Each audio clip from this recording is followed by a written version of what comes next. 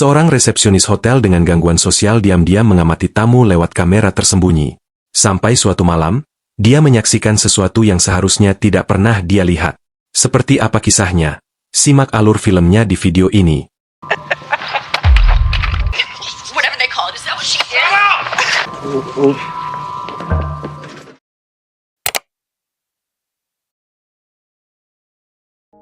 Film ini dimulai dengan Bart, seorang pemuda yang mengidap autisme, yang membuat interaksi sosial sangat sulit baginya untuk beradaptasi dengan dunia.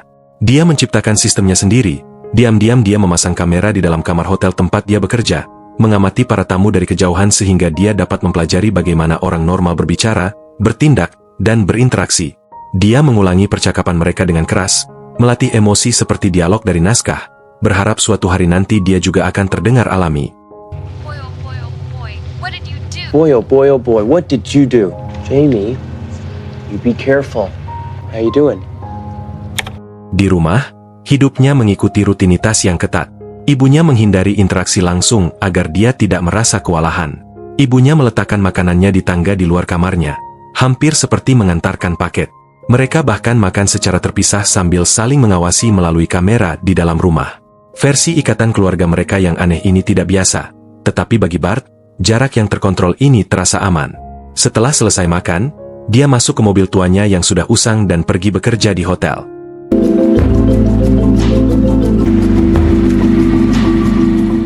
Dia bekerja di meja resepsionis, yang berarti dia adalah orang pertama yang dilihat tamu saat mereka tiba. Ironisnya, dia sebenarnya tidak suka berurusan dengan orang lain. Sebagian besar waktunya dihabiskan dengan berdiri canggung memeriksa rekaman keamanan, atau diam-diam bertanya-tanya mengapa dia tidak pernah menjadi seorang insinyur seperti yang pernah dia bayangkan. Suatu hari, seorang wanita bernama Karen tiba di hotel. Dia terkejut ketika Bart tiba-tiba muncul dari balik meja resepsionis, hanya untuk menyadari bahwa dia sedang berjongkok menerima panggilan telepon. Dia menertawakannya, dan ketika dia bertanya tentang kamarnya, Bart segera mulai menyebutkan setiap detailnya dengan urutan yang sempurna. Kamar 214 memiliki pemandangan taman, tempat tidur ukuran besar, mesin kopi, dan bahkan lilin beraroma lavender. Karen mendengarkan, merasa geli tetapi sedikit bingung, tidak yakin apakah dia menghafal semua ini atau apakah dia diprogram. Tetapi ketika Bart memperhatikan perhiasan mahalnya, dia memutuskan untuk memindahkannya ke kamar yang lebih aman. Namun, bukan untuk perlindungannya. Alasan sebenarnya adalah dia sudah memasang kamera tersembunyi di balik cermin di kamar itu. Bagi Bart, para tamu seperti subjek dalam sebuah film dokumenter, dan Karen dengan cepat menjadi pusat perhatiannya. Dari tabletnya, dia mengamati Karen beristirahat dan berbicara di telepon dengan suaminya. Percakapan itu tegang. Dia terdengar kesal, frustrasi, seolah pernikahannya sudah retak. Di bawah, tiba-tiba rekan kerja Bart, Jack, datang untuk shift berikutnya yang mengejutkannya.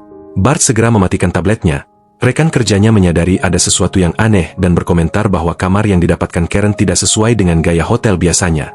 Bart menyangkal ada yang aneh, menyerahkan shift, dan bersiap untuk pergi. Rekan kerjanya bercanda bertanya, apakah dia berencana pulang atau hanya tidur di hotel. See you tomorrow. See you tomorrow. See you tomorrow. Akhirnya, Bart pergi dan berhenti di pom bensin untuk membeli es krim. Bahkan di sana, kesulitan sosialnya terlihat. Dia memberitahu kasir bahwa garis-garis di bajunya mengganggu secara visual dan dapat menyebabkan kelebihan rangsangan sensorik jika dia menatap terlalu lama. Kembali ke rumah, Bart terus mengawasi kamar Karen melalui kamera tersembunyi. Saat itulah keadaan berubah menjadi gelap. Seorang pria tiba-tiba muncul bersamanya. Keduanya mulai berdebat dengan keras. Ketegangan meningkat dengan cepat. Karen berteriak, jelas marah dan emosional sampai pria itu mendorongnya dengan kasar. Tasnya jatuh ke lantai dan sebuah pistol keluar. Saat itu, Bart membeku. Ekspresinya berubah total. Untuk pertama kalinya, dia tampak benar-benar khawatir. Dia hampir menelepon hotel untuk melaporkan apa yang terjadi. Tapi kemudian kenyataan menghantamnya. Jika dia menelepon, dia harus mengakui bahwa dia telah memata-matai para tamu. Panik, dia bergegas ke mobilnya dan kembali ke hotel, mengulangi pada dirinya sendiri bahwa semuanya akan baik-baik saja. Dia menyelinap masuk melalui pintu belakang tepat saat rekan kerjanya keluar dari pintu depan untuk merokok. Secara kebetulan, rekan kerjanya memperhatikan mobil Bart masih terparkir di sana dan bertanya-tanya mengapa dia tidak pernah benar-benar pergi. Sementara itu, Bart berlari menuju kamar Karen. Kemudian tiba-tiba suara tembakan menggema di hotel. Rekan kerjanya mendengarnya dan segera berlari ke atas menuju sumber suara. Ketika dia sampai di kamar, dia menemukan Bart duduk di sana dalam keadaan syok, dengan tenang mengatakan bahwa Karen sudah meninggal. I think this person might be dead. Don't touch anything. Rekan kerjanya menyuruhnya untuk tidak menyentuh apapun dan menelepon polisi. Tetapi saat dia berpaling, Bart panik. Dia dengan cepat mencabut kamera tersembunyi yang telah dipasangnya dan mencoba mengembalikan semuanya seperti semula. Sayangnya, kartu memori kamera terlepas dari tangannya dan jatuh ke lantai. Tak lama kemudian, para detektif tiba. Mereka mengetahui bahwa Bart selalu dianggap aneh tapi tidak berbahaya. Dia sudah bekerja di hotel selama 2 atau 3 tahun, tidak pernah menimbulkan masalah, dan dikenal sangat cerdas dan berdedikasi pada pekerjaannya. Ketika seorang detektif mendekatinya, Bart tiba-tiba berdiri dan mulai menjelaskan semuanya dengan sangat detail. Dia mengatakan dia lupa dompetnya dan sudah menyelesaikan shiftnya tepat pukul 3.45, 15 menit lebih awal karena Jack datang lebih awal dari jadwal. Shift mereka biasanya berlangsung dari pukul 8 hingga pukul 4, jelasnya dengan tepat. Kemudian dia mulai menjelaskan rute ke rumahnya langkah demi langkah, seperti sistem navigasi GPS berjalan. Lurus melewati lampu lalu lintas pertama. Belok di dekat pom bensin di sebelah kanan. Detektif itu segera menghentikannya karena menyadari Bart terlalu banyak bercerita. Bart tetap melanjutkan. Setelah bekerja, katanya dia membeli es krim dari pom bensin yang selalu dia kunjungi. Pulang ke rumah, makan sambil menonton TV, lalu menyadari dompetnya hilang. Setelah mencari kemana-mana, dia menyimpulkan dia pasti meninggalkannya di hotel. Itulah sebabnya dia kembali. Detektif itu dengan tenang menanyakan usianya. How old are you? 23. Ever had a girlfriend? No. Got it. What about older women? That is also a very complicated question. Detektif itu merasa ada yang janggal. Rekan kerja Bart tidak pernah melihatnya pergi. Dan mobil Bart masih terparkir di garasi sebelum penembakan terjadi, yang berarti satu hal. Bart tidak pernah meninggalkan hotel. Dia berada di dalam hotel sepanjang waktu. Bart langsung gugup, tetapi dia menjawab dengan cepat, mengatakan dia kembali melalui pintu belakang dalam keadaan linglung karena lebih dekat dengan tempat dia pikir dia meninggalkan dompetnya. Mata detektif itu perlahan beralih ke tangan Bart, yang berlumuran darah. Dia menanyakan hal itu padanya. Bart dengan tenang menjawab bahwa dia hanya ingin menyentuh darah itu. Kemudian dia menjelaskan bahwa dia mengidap sindrom Asperger, yang membuatnya bereaksi berbeda dari orang lain. Dia mengatakan dia tidak memahami situasi sosial dengan cara yang sama, dan respons emosionalnya biasanya datang terlambat setelah otaknya memproses apa yang terjadi. Detektif itu berhenti sejenak, berusaha tetap sabar, tetapi kemudian mencondongkan tubuh ke depan, dan memberitahunya sesuatu yang penting. Dia mengakui Bart jelas cerdas, mungkin bahkan sangat cerdas, tetapi ceritanya masih tidak masuk akal.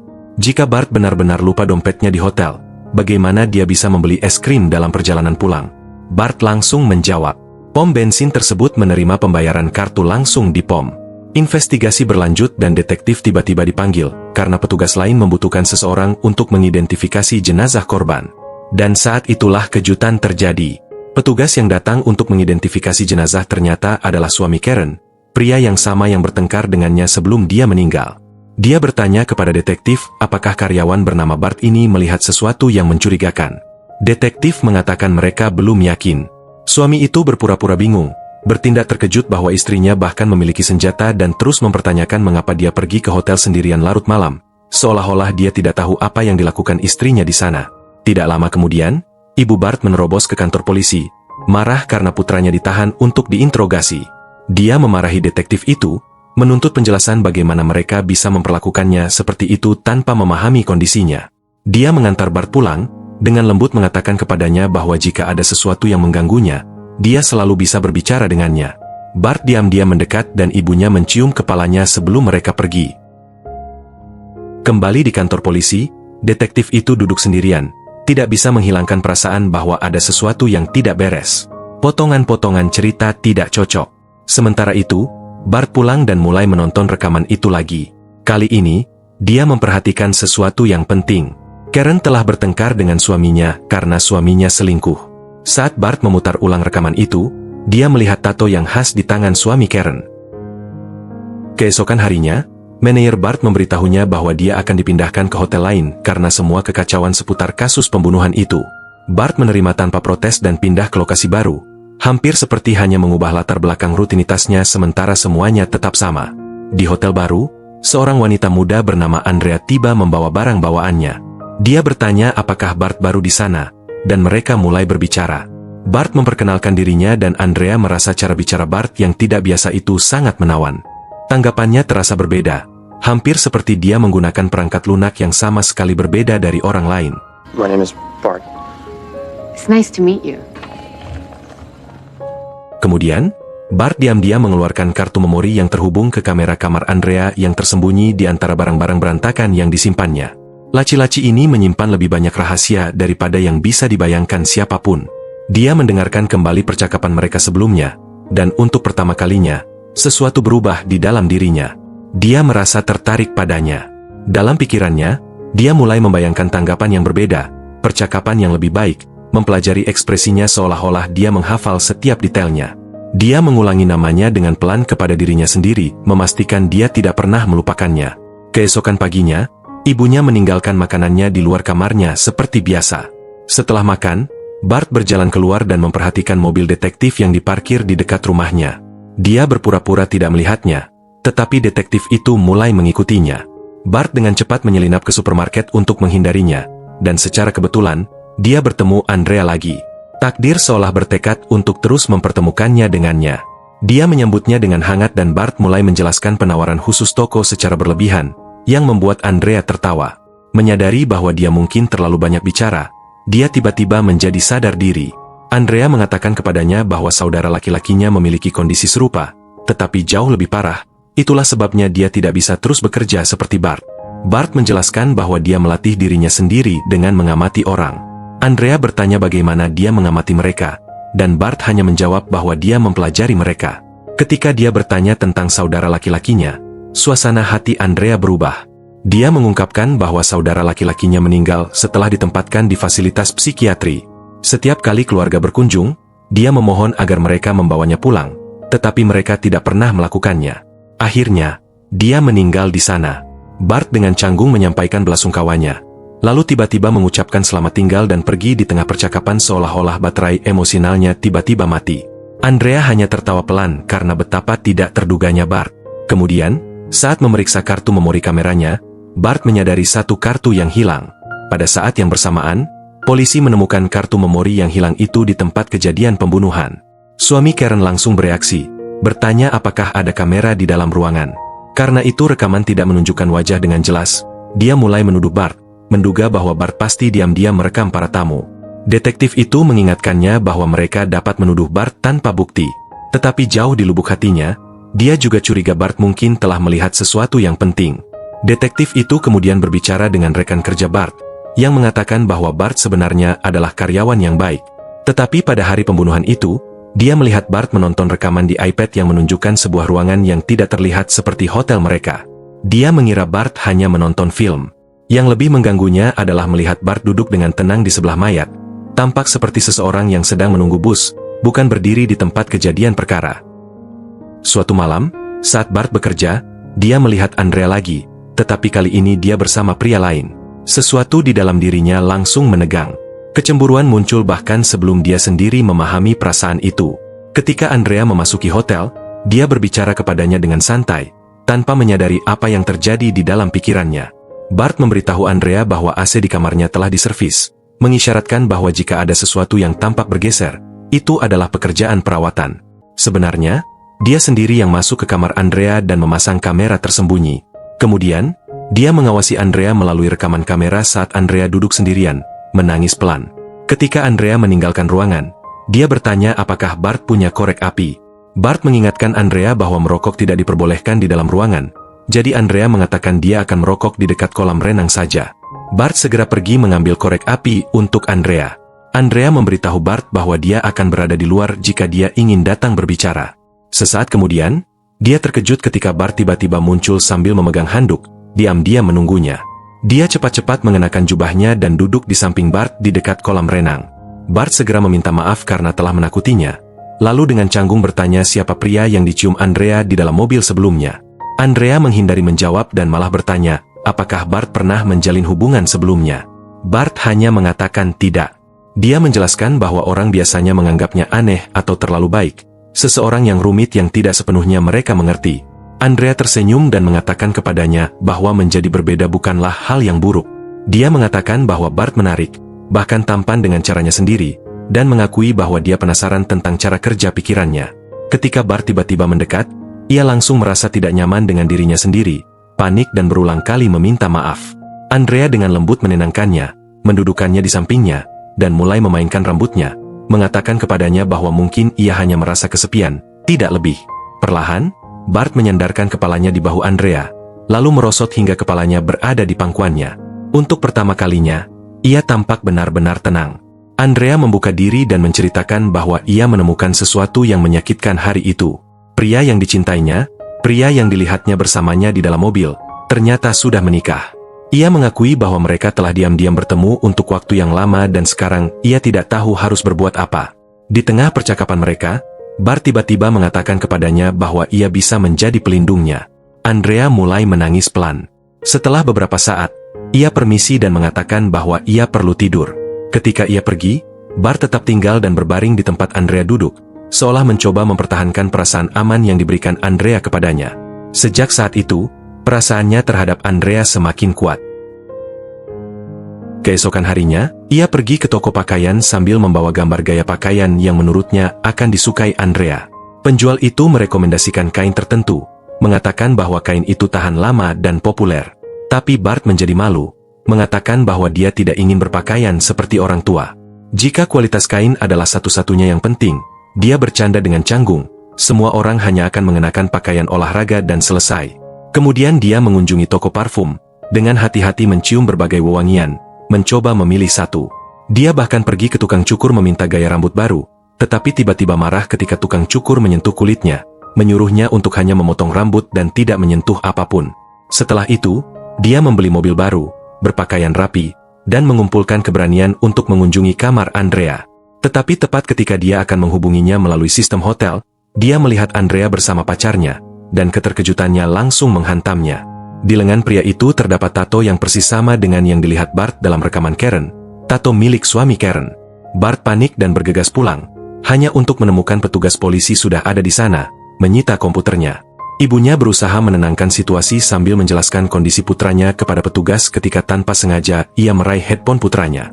Bart dengan menghentikannya dan meminta ibunya untuk meninggalkan mereka berdua. Ibunya lalu menyingkir dengan gugup. Detektif itu menanyakan mengapa hard drive-nya benar-benar kosong. Bart dengan tenang mengatakan dia telah menghapus semuanya. Detektif itu bertanya apakah dia membuat salinan cadangan di tempat lain. Bart menjawab tidak. Ibunya segera membelanya, bersikeras bahwa putranya tidak menyembunyikan apapun, tetapi ketika dia terlalu banyak menyela, detektif itu dengan tegas memintanya untuk membiarkan Bart menjawab sendiri. Kemudian dia menurunkan tekanan yang sebenarnya mereka menemukan sidik jari Bart di seluruh kamar hotel Karen. Detektif itu bertanya apakah Karen mengundangnya ke atas atau mungkin apakah dia menyukainya. Bart dengan santai menjawab ya, dan kemudian tiba-tiba mengatakan bahwa Karen mengeluarkan pistol dan menembak dirinya sendiri. Detektif itu menatapnya dengan bingung. He doesn't have a gun, he was making a joke. I think Bart knows something about that, that's why I'm not laughing. And then the problem is solved. Ibu Bart dengan cepat menyela, mengklaim bahwa dia bercanda, tetapi detektif itu tampak tidak yakin. Dia pergi dengan jelas merasa gelisah. Begitu mereka pergi, Bart mengeluarkan hard drive tersembunyi yang berhasil ia sembunyikan dari polisi. Ia menyambungkan kembali semuanya dan mulai menonton rekaman itu lagi.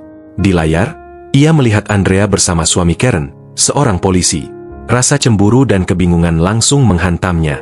Ia merasa dikhianati meskipun Andrea tidak pernah menjanjikan apapun kepadanya. Ia berbaring di tempat tidurnya dengan sangat sedih. Ibunya mengetuk dan dengan lembut bertanya, apakah ia boleh masuk. Ia memperhatikan bahwa Bart belum makan dan mengatakan bahwa manajer hotel menelepon untuk menanyakan keadaannya. Ia mencoba menghiburnya, menjelaskan bahwa hidup terkadang bisa menyakitkan, seperti ketika ayahnya meninggal dan ia harus melewati tahun-tahun sulit sendirian. Ibunya lalu memberinya ruang untuk sendirian, tetapi beberapa saat kemudian, Bart diam-diam keluar dan duduk bersama ibunya, akhirnya makan di sampingnya. Keesokan harinya, Andrea mengunjungi rumah Bart untuk mencarinya. Ketika ibunya bertanya siapa dia, Andrea mengatakan bahwa dia adalah temannya dari hotel. Ibunya menjelaskan bahwa Bart sudah berhenti dari pekerjaannya. Andrea tampak terkejut, mengatakan bahwa ia mengira Bart hanya sakit dan sedang cuti.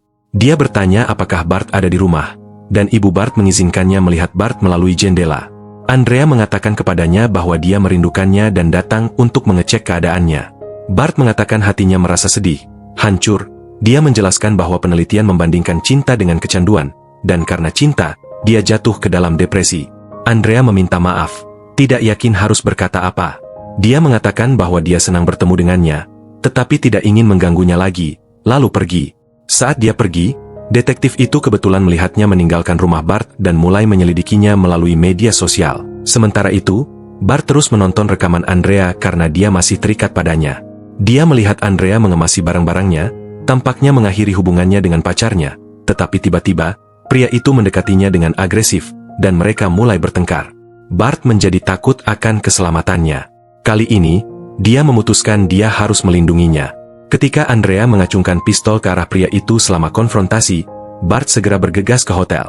Pacar Andrea menangkapnya, bingung, tetapi Bart terus mengulangi bahwa dia baik-baik saja, cukup membingungkan pria itu sehingga dia meninggalkan ruangan. I'm okay, Dad! Bart mengetuk pintu Andrea dan memberitahunya bahwa dia ada di sana. Dia menjadi kesal ketika dia melihat tanda-tanda bahwa pacar Andrea telah memukulnya. Bart, what are you doing here? I saw him. You saw what? Namun, Andrea terkejut dan bertanya bagaimana Bart bisa tahu apa yang terjadi. Bart menyuruhnya ikut dengannya dan berjanji akan menjelaskan semuanya. Ketika Andrea marah dan menuntut jawaban, Bart mengeluarkan kamera tersembunyi dari balik cermin, dan mengungkapkan bahwa dia telah melihat semuanya melalui rekaman tersebut. Dia meminta maaf dengan tulus, namun Andrea merasa ngeri, menyadari bahwa Bart telah memata-matainya selama ini. Tetapi Bart meyakinkannya bahwa dia akan lebih aman jika ikut dengannya ke rumahnya. Setelah ragu sejenak, Andrea setuju untuk pergi bersamanya. Begitu mereka sampai di rumah Bart, dia akhirnya menunjukkan kepada Andrea rekaman yang selama ini disembunyikannya. Andrea menonton dengan ngeri saat rekaman itu mengungkapkan momen Karen dibunuh dan pria yang bertanggung jawab adalah orang yang sama yang dicintai Andrea. Andrea membeku karena terkejut. Dia tidak bisa terus menonton dan mulai menangis, memohon kepada Bart untuk menghentikan video tersebut. Sambil menangis, dia bertanya kepada Bart apakah dia pernah menunjukkan rekaman ini kepada polisi. Bart menjawab tidak. Andrea bertanya lagi hanya untuk memastikan, agar tidak ada orang lain yang melihatnya kecuali Bart. Bart dengan tenang membenarkan bahwa hanya dialah yang tahu. Dia menjelaskan bahwa pria itu berbahaya dan pada akhirnya akan menyakitinya, terutama setelah apa yang telah dia lakukan padanya. Dia dengan lembut menyarankan agar mereka pergi bersama ke polisi dan melaporkan semuanya. Dia berjanji akan menyerahkan rekaman itu demi Andrea agar dia akhirnya aman. Andrea duduk di tempat tidur, merasa kewalahan. Ketika Bart mendekat untuk menghiburnya, dia mengulurkan tangan dan memegang tangannya. Untuk pertama kalinya dalam hidupnya, Bart merasa benar-benar tenang, benar-benar diterima. Malam itu, dia bahkan bermimpi tentang Andrea. Tetapi kedamaian itu tidak berlangsung lama. Ketika Bart bangun, Andrea telah pergi. Pada saat yang sama, polisi tiba di kamar hotel Andrea dan menemukan handuk berlumuran darah di lantai bersama dengan potongan-potongan peralatan kamera Bart yang berserakan. Bart segera menyadari kebenarannya. Andrea mencuri hard drive-nya dan menyerahkannya kepada pacarnya yang seorang kriminal. Dia memanipulasinya sepanjang waktu, dan keadaannya semakin buruk. Dia juga meninggalkan pistol yang sama yang digunakan suami Karen dalam pembunuhan itu, menaruhnya di rumah Bart agar Bart yang disalahkan. Bart memegang pistol di tangannya, diliputi perasaan campur aduk, memutar ulang semua kejadian dalam pikirannya, mulai dari pembunuhan Karen hingga bertemu Andrea, jatuh cinta padanya, dan percaya bahwa akhirnya ia berarti bagi seseorang. Di dapur, ibunya mendengar suara tembakan. Ketakutan, ia bergegas ke kamar Bart, berusaha mati-matian membuka pintu, tetapi tidak bisa. Tepat pada saat itu, polisi tiba dan menghentikannya masuk ke dalam sementara detektif memanggil Bart, meyakinkannya bahwa ia hanya ingin mengajukan beberapa pertanyaan. Ibunya menangis histeris, takut akan keselamatan anaknya. Ketika Bart tidak menjawab, detektif mendobrak pintu, tetapi Bart tidak ada di sana. Sebaliknya, mereka menemukan rekaman yang sudah diputar di layar. Video itu dengan jelas menunjukkan suami Karen membunuhnya. Wajahnya terlihat jelas. Pistol diletakkan dengan hati-hati di dekatnya, dan di bawahnya terdapat pesan yang ditujukan kepada detektif. Catatan itu berbunyi bahwa Bart menyesal tidak dapat memberikan bukti lebih awal, tetapi ia bukanlah penjahat yang mereka cari. Detektif itu terkejut. Pembunuh sebenarnya adalah rekan polisinya sendiri. Polisi segera bergerak untuk menangkap suami Karen dan Andrea, akhirnya mengungkap kebenaran berkat Bart. What did you do? Dan kemudian kejutan terakhir menjadi jelas. Bart telah mengantisipasi semuanya. Diam-diam dia menyimpan salinan rekaman lainnya di tempat tersembunyi, menunggu saat yang tepat untuk mengungkapkan kebenaran. Untuk pertama kalinya, dia berhasil mengakali semua orang. Dan disitulah film berakhir. Dear detective, I'm sorry I didn't give these to you sooner. How you doing? Gimana menurut kalian tentang film ini? Komen di bawah. Pilih tanda like bila suka video ini, dukung channel ini dengan subscribe dan aktifkan lonceng notifikasi, agar gak ketinggalan video terbaru di channel ini. Terima kasih yang sudah nonton video ini dan sampai jumpa di alur film lainnya.